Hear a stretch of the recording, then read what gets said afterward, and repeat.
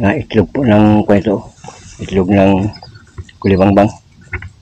Yan, ito po mga ka-farmers, kapag pagdating po ng 3 araw, pupusa po ito. Ito po yung papasok sa ating palay, at pagpasok niya doon, ito na po yung papatay sa bunga. So ito, kapag hindi ito natin maagapan, marami talagang stem borer yung ating palay pagdating ng pamumuswak niya, pagbubunga. Ayan, so kailangan ito maagapan po natin.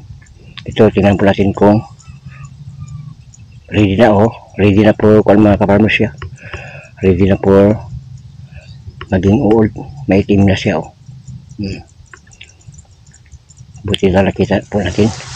Tingnan po natin sa gitna, dahil sa street na umuulan, mga 6 na araw po na umuulan dito. May mga bunok kasi, yung mga green leaf hopper at saka brown leaf brown hopper. Kaya tingnan po natin sa loob kung mayroon pa sila. Ito po yung nagdaanan po ng ng bunok. Buti na lang naagapan natin. Parang malalanta ang kanyang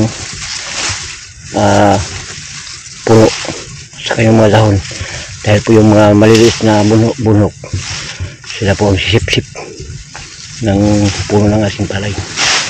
Kaya buti na lang nagapag-apal po natin.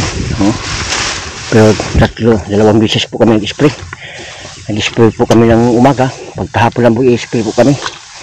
So tips ko lang mga ka-farmers, kung mag-spray po tayo ng bunok, kung maaari, kung marami ang tubig, papasukan po natin ng tubig para pagkatapos natin ng i-spray, i-drain po natin yung tubig para at least ma-alod naman po yung ating mga stem borer, ay yung mga bunok, para ma-alod sila.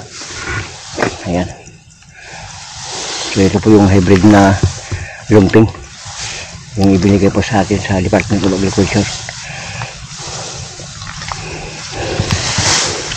Ito, buti na lang nagapan na.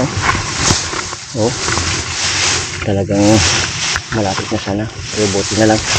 Pero hindi kayo magkumpiyansa mga ka-farmers, kailangan parang dagdag spray para at least magapan po natin ang sakit ng ating palay. Dami pang kulibangbang. Ito, buti na lang. Mayroon pa sila. Ang daming namatay na ako, kulibangbang, yung brown. Pag-spray namin kahapon sa hapon.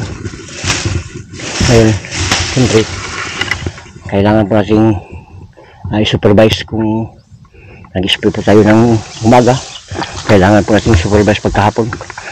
Tingnan po natin kung ano ang sitwasyon sa ating pag-spray. Kahapon nag-spray po kami, so ngayong umaga po natin tingnan po natin.